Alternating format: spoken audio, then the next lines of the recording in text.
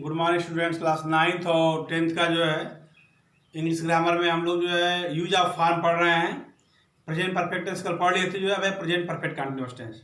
ठीक है, तो प्रेजेंट परफेक्ट कंटीन्यूअस टेंस में हमें पढ़ना है जो है कि इसमें जो है वर्ब के फॉर्म का कौन सा फॉर्म प्रयोग करते हैं। जो है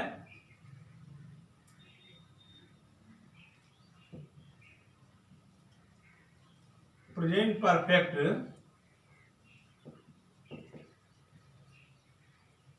continuous tense. Present perfect continuous tense इसमें पढ़ना है वर्ब के फॉर्म का हम क्या प्रयोग करते हैं। ठीक है, मैं 2 घंटे से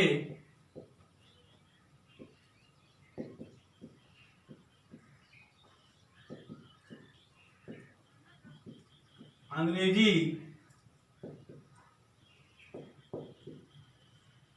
पढ़ा रहा हूं।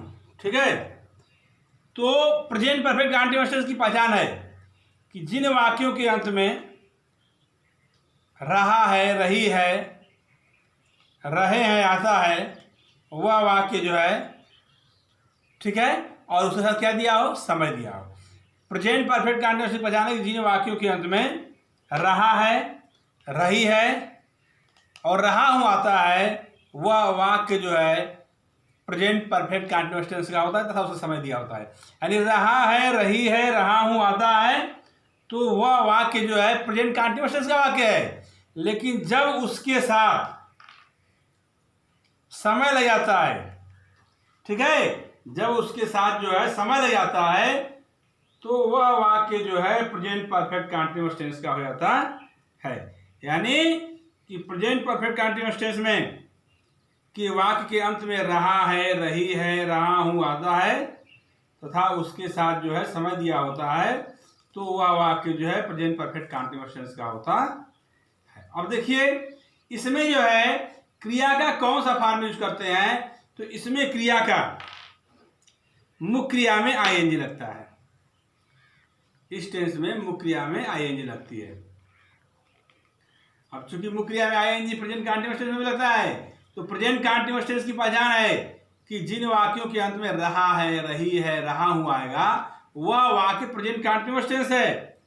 लेकिन जिसमें जो है रहा है, रही है, रहा हुआ आएगा तो उसके साथ समय दिया हो, तो वह वाक्य प्रेजेंट परफेक्ट कंटीन्यूअस टेंस का होता है।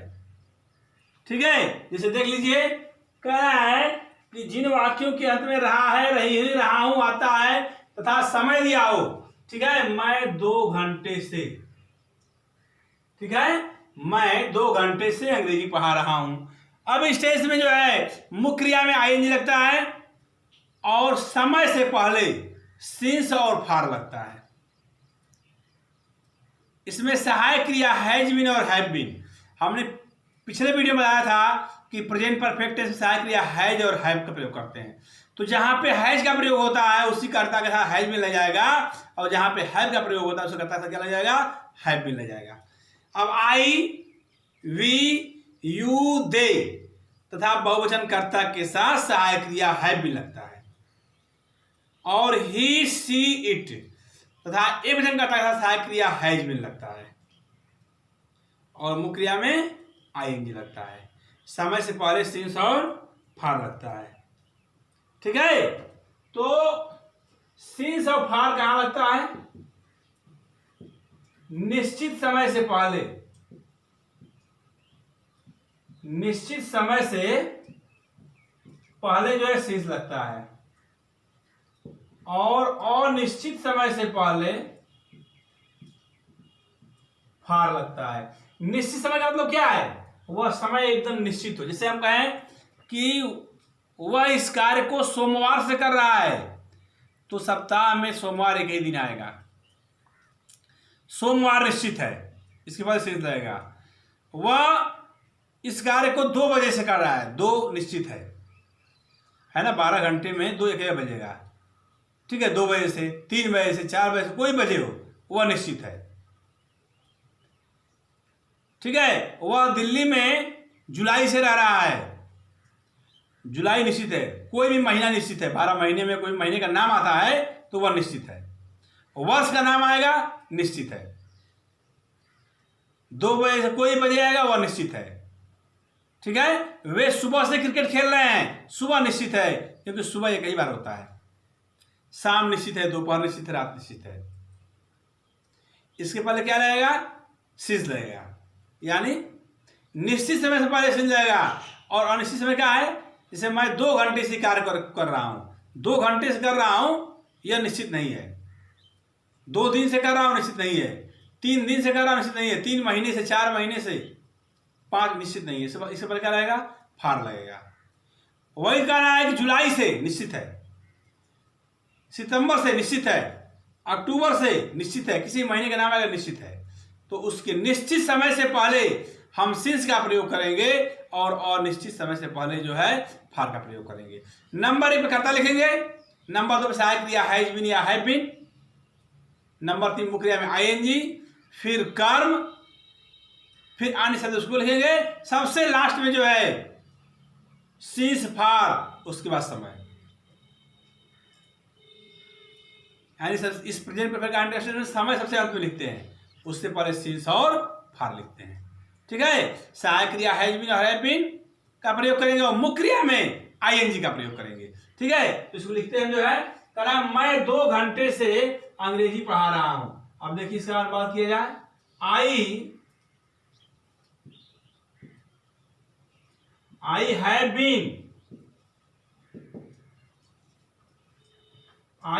Been teaching English for 2 hours. मैं 2 घंटे से अंग्रेजी पढ़ा रहा हूं। I have been teaching English for 2 hours. वे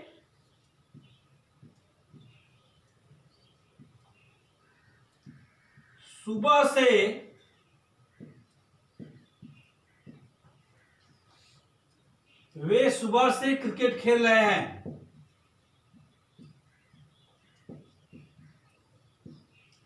वे सुबह से क्रिकेट खेल रहे हैं, क्या आ जाएगा, they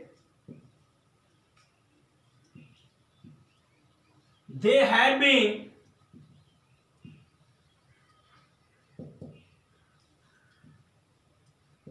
playing cricket since morning. तो नंबर 1 पे करता, नंबर 2 पे सहायक क्रिया हैज बीन और हैव बीन कर्ता के अनुसार, फिर मुख्य क्रिया में आएंगी, फिर कर्म, फिर अन्य शब्द, इस सबसे लास्ट में समय, सिंस और फार, फिर समय। अब यहां सिंस हमरे हुआ क्योंकि समय निश्चित है, सुबह से, वे सुबह से क्रिकेट खेल रहे हैं। ठीक है, अब निगेटिव सेंटेंस आएगा तो हम क्या करेंगे, हैज बीन और हैव बीन के बीच में क्या करेंगे, नॉट लगा देंगे, यानी हैज नॉट बीन और हैव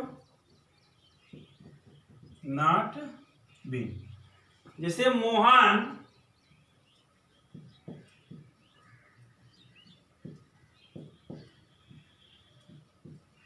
2 घंटे से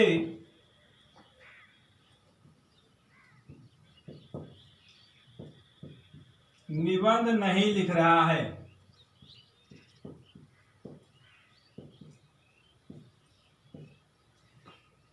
मोहन 2 घंटे से निबंध नहीं लिख रहा है, क्या आ जाएगा इसका, Mohan has not been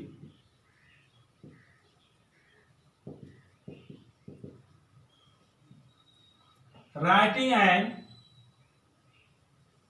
essay for 2 hours। Mohan 2 घंटे निबंध लिख रहे हैं, हमने कहा हैज बीन और हैव बीन नॉट लगा देंगे, तो Mohan has not been writing an essay for 2 hours. ठीक है, मोहन 2 घंटे से निबंध नहीं लिख रहा है। ठीक है, वे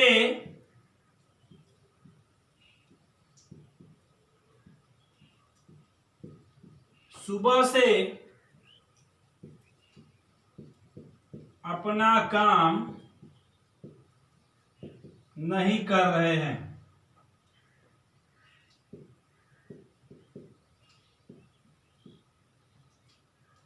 वे सुबह से अपना काम नहीं कर रहे हैं, क्या आ जाएगा? दे। हैव ले जाएगा, इसके साथ जो है they have not been doing, they have not been doing their work.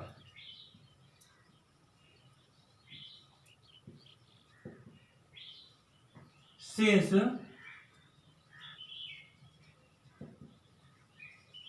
morning. वे सुबह से अपना काम नहीं कर रहे हैं। They have not been doing their work since morning. ठीक है, देर दो बार लिखा गया है। They have not been doing their work since morning. वे सुबह से अपना काम नहीं कर रहे हैं। तो हैज बीन और हैव बीन क्या करेंगे? नॉट लगा, बाकी सारा नियम वही रहेगा। सारा नियम वही रहेगा। हैज बीन और हैव बीन क्या करेंगे? नॉट लगा देंगे। अब आता है इंट्रोगेटिव सेंटेंस।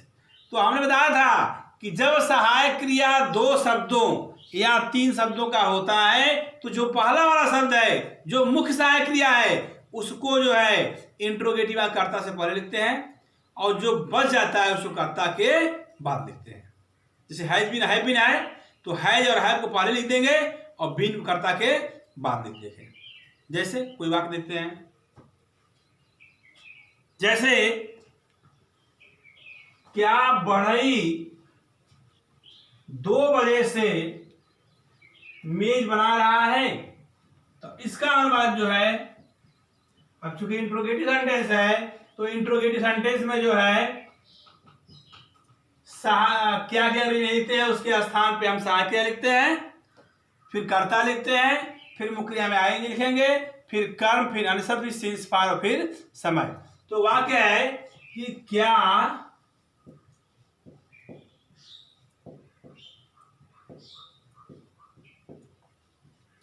बढ़ई 2 बजे से, क्या बढ़ई 2 बजे से मेज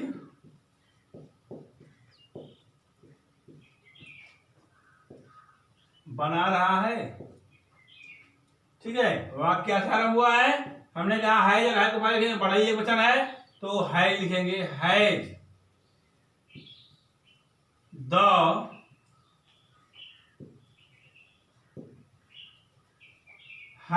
carpenter been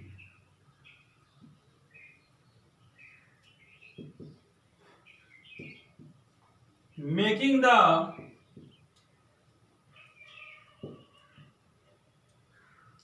table since 2 o'clock। लाख में सोचा कैसे मिल जाएगा? तो has the carpenter been making the table since 2 o'clock। क्या बढ़ई 2 बजे से मेज बना रहा है? जब वाक्य से किसी भी टेंस में जब वाक्य से आरंभ होता है तो क्या किया नहीं लिखते, उसके स्थान पर उस टेंस की सहायक क्रिया लिखते हैं। फिर कर्ता, ठीक है, तो इसमें क्या है? सहायक क्रिया, फिर कर्ता, फिर बीन, फिर मुख्य क्रिया में आईएनजी, फिर कर्म, फिर सिंस, फिर समय। तो has the carpenter been making the table since 2 o'clock। तो जब कोई वाक्य से आरंभ होगा तो क्या नहीं लिखेंगे, उसके स्थान पर उस टेंस की सहायक क्रिया। 2 शब्द की सहायक क्रिया है, 3 शब्द सहायक क्रिया है, पहला शब्द लिखते हैं और जो बच जाता है उसको जो है कर्ता के बाद लिखते हैं। अगर यही आया कि क्या बढ़ई 2 बजे से मेज नहीं बना रहा है, अगर यही वाक्य आया क्या बढ़ई 2 बजे से मेज नहीं बना रहा है, तो जब इंट्रोगेटिव सेंटेंस में नहीं आता है तो हमने कहा कर्ता के तुरंत बाद आप लिखते हैं। तो है द कारपेंटर नॉट, तब बीन लिखेंगे, has the carpenter not been making the table since 2 o'clock, है ना। जिसे हम कहें कि मोहन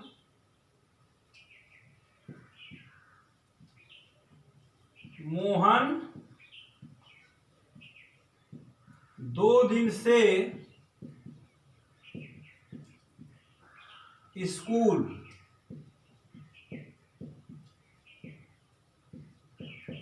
क्यों नहीं जा रहा है। अब जब प्रश्नवाचक वाक्य के बीच में आता है तो क्या करते हैं, सबसे पहले प्रश्नवाचक शब्द की अवधि लिखते हैं, फिर सहायक क्रिया, फिर सारा नियम वही। सबसे पहले इसकी प्रश्नवाचक शब्द की अवधि लिखेंगे, फिर सहायक क्रिया, फिर कर्ता, फिर नॉट, फिर बीइंग, फिर मुख्य क्रिया में आएंगी, फिर कर्म, अन्य शब्द, सबसे लास्ट में जो है समय, सीज फॉर समय। तो क्यों किया जाएगा वाई। अब देखिए मोहन क्वेश्चन है तो why has Mohan not, why has Mohan not been going to, why has Mohan not been going to school for, 2 दिन से है, क्या रहेगा फॉर 2 days। तो why has Mohan not been going to school for 2 days, Mohan 2 दिन से स्कूल क्यों नहीं जा रहा है। तब इसमें प्रश्नवाचक शब्द की अंग्रेजी सहायक क्रिया हैजा है, फिर कर्ता, फिर नॉट, फिर बीन, फिर मुख्य में आईएनजी, फिर कर्म हो तो कर्म लिखेंगे, आंसर लिखेंगे, सबसे लास्ट में सिंस या फार लिखे 2 days। तो ये रहा इंट्रोगेटिव सेंटेंस। तो प्रेजेंट परफेक्ट कंटीन्यूअस टेंस की पहचान है कि जिन वाक्यों के अंत में रहा है, रही है, रहा हूं आता है तथा समय दिया हो तो वह वाक्य प्रेजेंट परफेक्ट कंटीन्यूअस टेंस का है।